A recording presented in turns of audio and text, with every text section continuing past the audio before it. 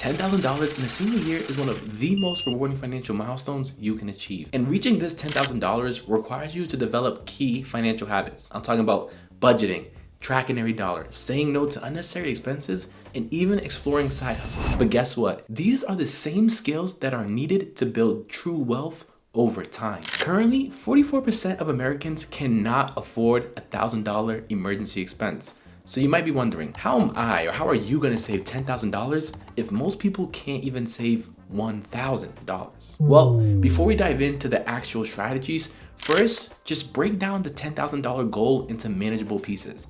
I want you to step back and ask yourself, right? How fast do I want that $10,000? Is it by the end of the year? Is it by summertime so you can go on a nice vacation? Or maybe you need it in the next 3 months for a down payment on a car. You need to remember that financial goals need deadlines.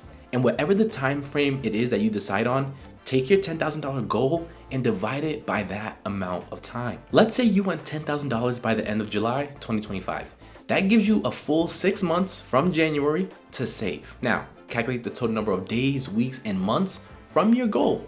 And make sure to calculate the months individually, because remember, not all months have 4 weeks or 30 days, because some months might have 5 weeks or 31 days. To reach your 10K goal, you have to save around $48 a day, or $331 a week, or around $1,400 every month. And by understanding the daily, the weekly, and the monthly amounts, your goal starts to become achievable. You no longer have to think, damn, how am I gonna get this 10K? But instead you're like, okay, bet, let me save this much every month and I'm gonna be good. To calculate how close you actually are to $10,000, you need to audit your spending.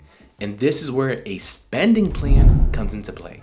Your spending plan is how you dictate where your money goes. If you do not create a roadmap for your money and give it direction, it's going to get lost, which means it's not going in your bank account. For step 1, I want you to track every single dollar.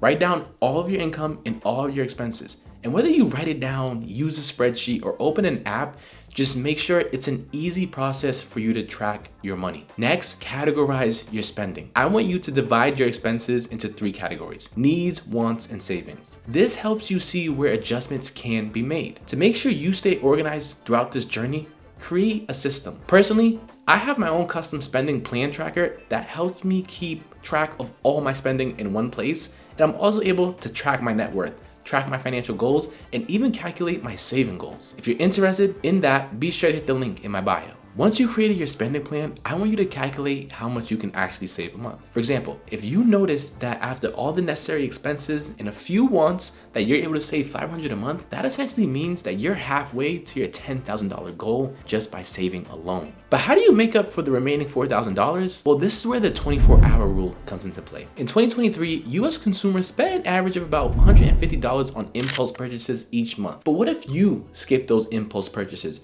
You could have had an extra $2,000 to your name. And that's just assuming you spent $150 per month on impulse purchases, which is probably on the lower end for you. One of the biggest obstacles to saving money is impulsive spending. And whenever you feel the urge to buy something that's not essential, I want you to wait 24 hours before making that purchase. And once those 24 hours are up, ask yourself, do I still need this? And most of the time, the answer is going to be no. Impulse purchases are often driven by emotion rather than practicality.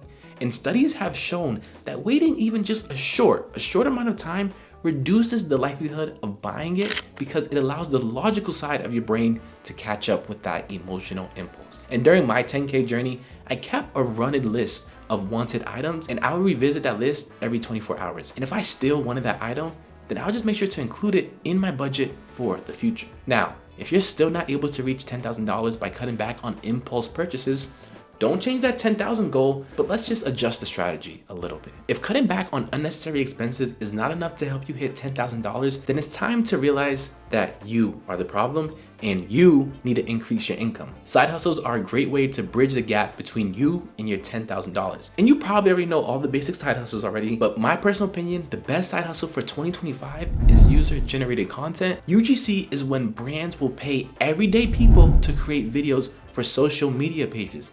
And the best part is, all you need is a phone to record. You don't even need a fancy camera. Now, once you sign up to a platform, you apply to different brand campaigns, and if you're selected, They give you a script and you go and shoot content. It's literally that simple. By doing this in 2024, I was easily able to make an additional $5,000 in a few months. And the best part is, I broke this down in one of my previous videos up here, so be sure to check it out. But if recording is not your thing because you're worried about showing your face, then explore other side hustles, because remember, even an extra $200 a month can bridge the gap and bring you closer to your $10,000 goal. Now, when this extra money starts to come in, you need to maximize every dollar with practical financial strategies. And by now, you should already know to cut down on eating out, canceling those unused subscriptions, and making sure you're shopping for discounts. But there's probably one thing you're missing. While on your journey to $10,000, don't you dare, I'm saying like, don't you dare put your money in a shoebox. Instead, place it in a high yield savings account. Leverage a high yield savings account because these accounts typically offer 3 to 4 to 5% annual interest, meaning your money can grow passively. If you save $5,000 halfway through the year in a high yield savings account earning 4%, you'll make an extra $20. And before you even say, oh, but that's just $20, you need to remember that while on this journey, every dollar counts. Before this video ends, I want to leave you with a bonus tip. After watching this video, you probably are going to have all the motivation in the world to save your money, but motivation never lasts. The easiest way to stay consistent with savings and hitting your goal is automation. Set up your bank account to transfer a fixed amount from your checking to your saving account every payday. This method creates a forced savings mechanism which reduces the temptation for you to spend your money. Look, people adapt quickly to changes in their paycheck. And if $100 is automatically deducted from your paycheck and you never even see it hit your checking account, then more than most likely you will adjust your spending habits, while to the side, your money will keep growing in that savings account. Saving $10,000 in a year is challenging, but it's entirely achievable with discipline, planning, and effort. Because when you budget, control your spending, and increase your income, you will start to develop habits that not only help you reach this goal, but these are habits that will also help build a strong financial foundation for your future. And if you found this video helpful, don't forget to like, comment, subscribe, and even share this video. Also, don't be afraid to check out my page, as there's a ton of videos that'll help you level up your finances.